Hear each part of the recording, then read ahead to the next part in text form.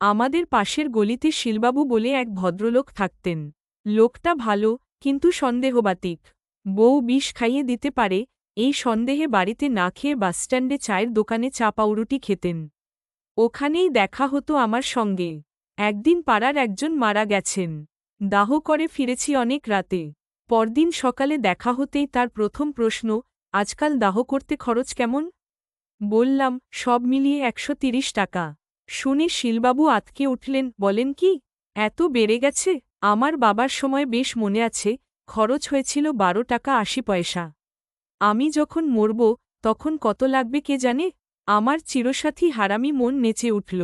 গম্ভীরভাবে বললাম, এখন থেকে বুকিং করে রাখলে খরচা একই লাগবে। নতুন নিয়ম হয়েছে। শোনেননি? শুনে শিলবাবুর চাঁচলকে পড়ে যায় আর কি। মাইরি বলছেন, আমি তাহলে আজই নিমতলা যাব। এরপর দিন দুয়েক আর চা দোকানমুখো হইনি। পালিয়ে পালিয়ে বেড়াচ্ছি। কিন্তু ছোট এলাকা, কত আর গা ঢাকা দেওয়া যায়। দেখা হয়েই গেল। আমি যেন কিছু মনে নেই এমন ভাব দেখিয়ে হাসলাম কেবল। শিলবাবু বললেন, গেছিলাম। কোথায়? নিমতলা। সে কি? কেন? আবার কেউ? মুখের প্রশ্ন রয়ে গেল মুখে। শিলবাবু বললেন, আপনার কথা শুনে বুকিং করতে।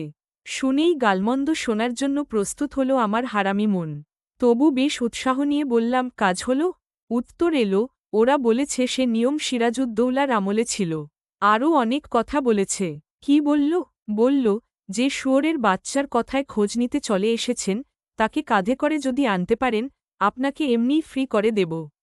লেখক কে জানি না, কিন্তু হেসেই যাচ্ছি পড়ার পর থেকে।